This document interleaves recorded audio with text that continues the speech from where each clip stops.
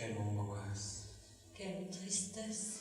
Nous saisissait quand, une fois les grilles passées, un fossé, on s'enfonçait sous terre, dans l'obscurité, dans les caves humides où les murs sointaient.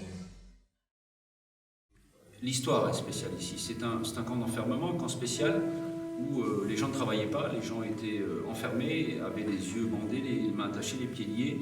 Et en fait, ils ne faisaient rien de la journée à part attendre des interrogatoires, attendre des tortures. Ici, il n'y avait pas d'échange. C'était une destruction physique et psychologique. Et c'est vraiment un lieu très particulier. C'est un lieu qui est assez unique même.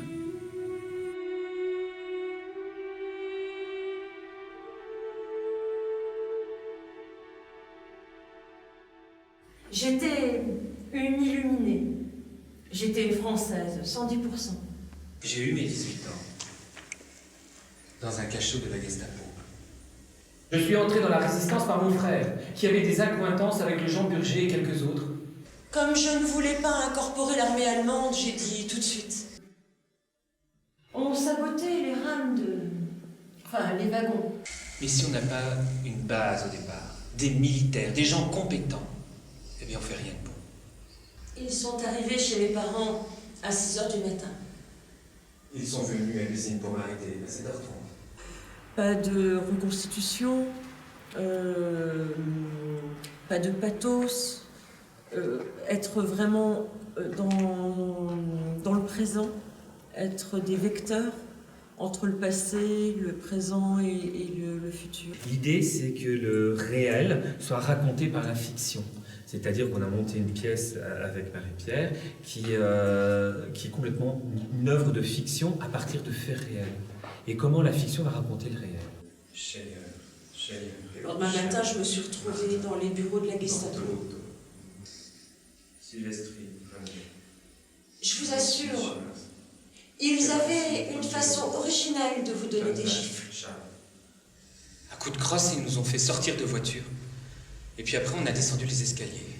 Mais c'était pas descendre les escaliers, c'était les dégringoler jusqu'en bas. Le terme ostinato, c'est un terme de musique baroque. Et c'est un terme qui marque les boucles. De façon obstinée, une boucle rythmique, une boucle mélodique qui revient. C'est vraiment une espèce d'avertissement. Attention, on est à 2 km du centre de Metz. Ça s'est passé il y a 70 ans. Est-ce qu'on n'est pas en train de refaire la même histoire?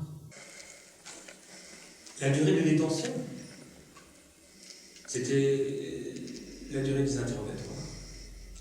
Ça pouvait être des semaines, ça pouvait être des mois.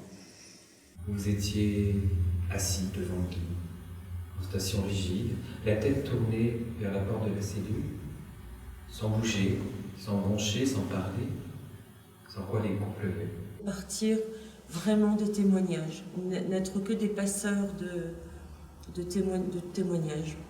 Il y a 20 personnes qui ont contribué à apporter des témoignages, et ces 20 personnes, ces témoignages, on les a disséqués, on les a rassemblés et on les a ordonnés. Être le plus honnête, le plus juste possible et le plus objectif possible.